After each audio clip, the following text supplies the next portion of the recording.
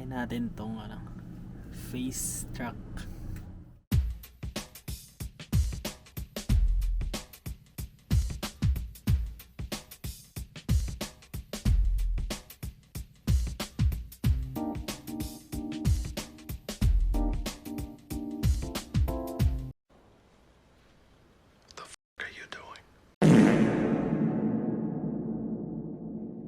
So what's up guys, gamit ko na itong DJI Pocket 2.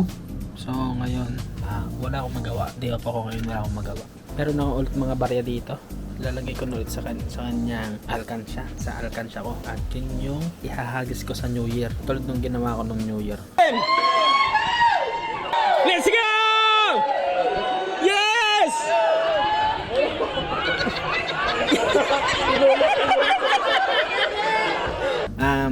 Dahil walang magawa, bala kong linisan tong computer ko. Babrush-brushin ko lang dahil parang maalikabok na siya. Ayun guys, alikabok. Babrush ko lang naman yan. Konting lang, pampatanggal lang na alikabok. So yan, let's go! So guys, pabaklasin ko muna, papatayin ko muna to. Kailangan lang linisan, baka masira pa eh. Patayin ko muna yung PC ko. Tanggalin ko muna yung mga barya.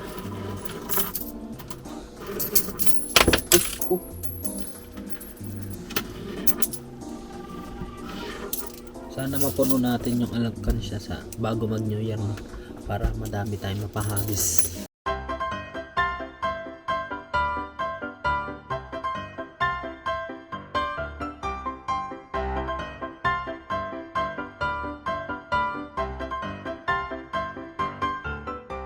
Medyo maalikabok ang ating patungan.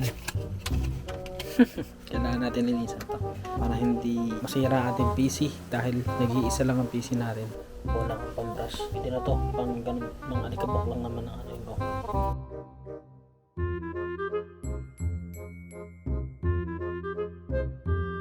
Alikabok na oh. Kita na yung mga bakat. Bakas ng kahapon to natatakot akong buksan ng yung baklasin yung todong baklas. Mamaya hindi ko mabalik eh, hindi ako marunong magbalik. Kunin natin yung mga alikabok para hindi siya masira. Nakakabagal din kasi yan eh. Buksan natin. Oh, ang lamig ng sahig. Shit. Patong ko muna ikaw. Nahirapan ako sa'yo eh. Ang hirap mong hawakan eh.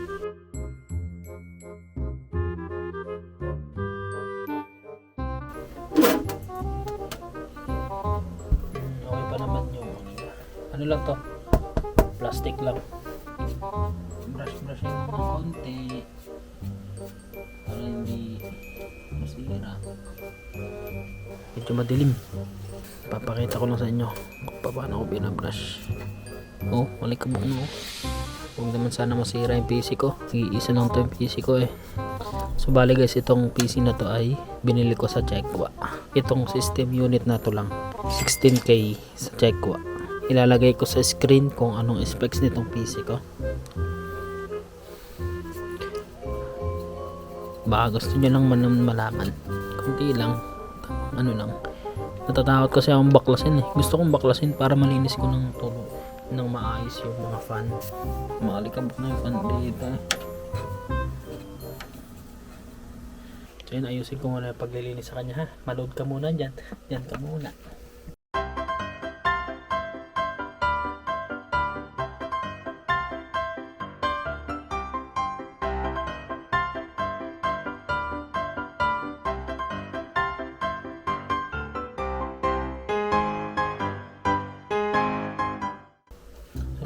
Susubukan kong baklasin tong harap. Parang okay lang naman siguro itong mabaklas na.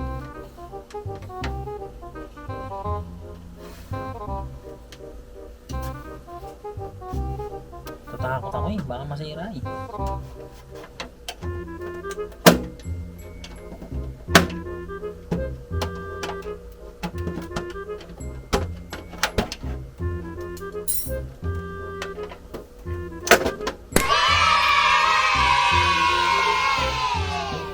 Tignan nyo guys, napakadumi.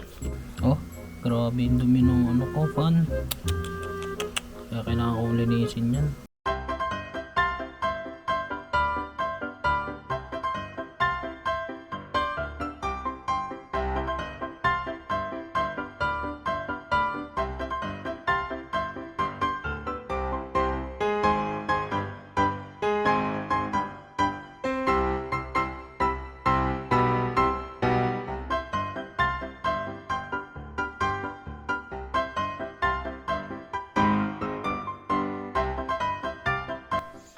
napilitan akong tanggalin yung fan na nasa ibabaw ng aking PC dahil nakita ko sobrang alikabok talaga. Kaya kinailangan ko talagang tanggalin para malinis ito. Kasi babagal talaga ang PC kapag marami ng alikabok. Kaya napilitan akong tanggalin to. So yan, linis time muna tayo guys.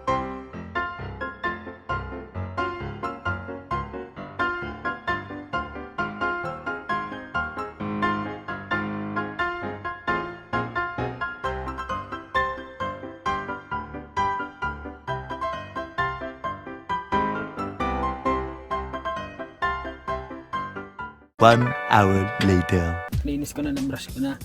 Nabalik ko na rin.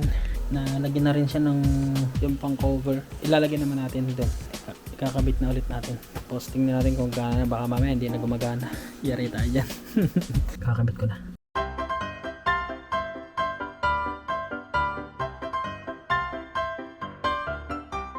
Nakabit ko na.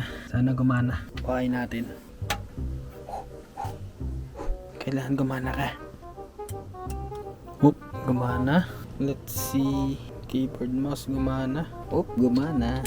Ang tanong, tutuloy ba? Uy, gumana nga. Pwede na. At least, nalinis natin siya. Diba? Ayos. Mission success. So yan. Isa pang gagawin natin. Itong mga bariya. Ilalagay ko dun sa kanyang lagayan. Para sa New Year, madami tayong ihuhulog. Sana mapuno natin at least isa lang. Sana mapuno natin yung isa. Pero mas maganda kung dalawa. Ilalagay natin dito. Meron ako ditong alkansyang. Medyo mabigat na siya. Ayaw kong buksan. Para gusto ko surprise na lang. Para pagbukas natin sa December, yun lang yung time na bubuksan natin. Sigurado madaming matutuwa. Kahit mga 1NT lang yan. At iba-vlog natin yan. Huwag kayo mag-alala guys. Ihuhulog natin yan lahat. Kung hindi man ngayong taon, kung next year, edi mas okay. Sigurado punong-puno to. Kasi baka by December, magbakasyon si Ani dito. Kung hindi man ako pag New Year dito sa dorm, edi next year na lang. Okay lang yun. Basta mahalaga, maihagis natin to sa kanila para mag-enjoy naman sila. Yung mga nag-aabang sa baba. Medyo magaan pa siya, pero dadagdagan pa natin yan sa mga susunod na araw.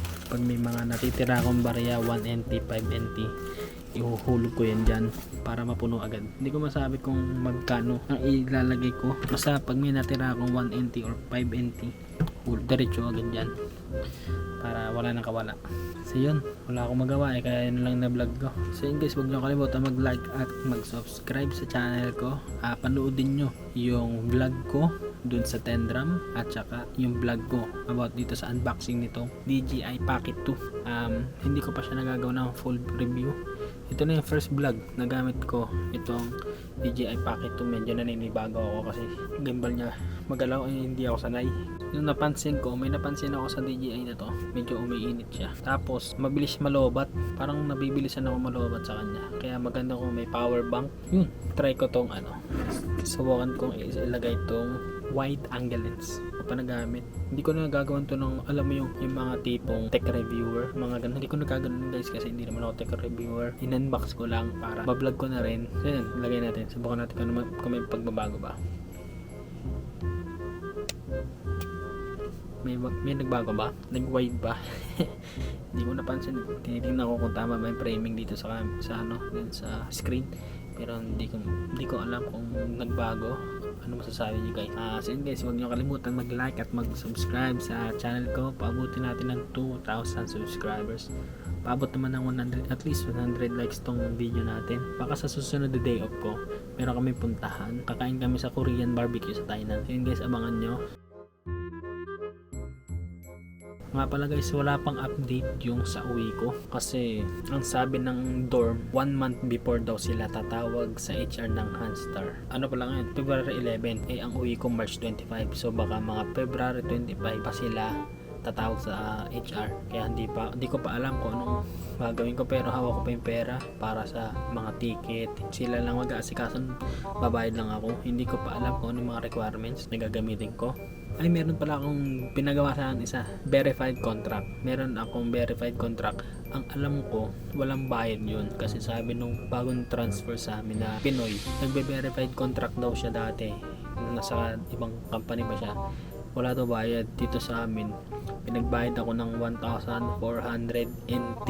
Pero sabi, libre lang daw yun. Ay wala naman na magagawa kasi syempre sumusunod lang tayo. Hindi natin kailangan magreklamo. Kasi first time kong uuwi sa Pilipinas, baka mamaya hindi ako payagan. Mahirap naman, kaya kailangan ko na lang sumunod sa kanila. So yun guys, salamat sa panonood. Hanggang dito na lang. Let's go!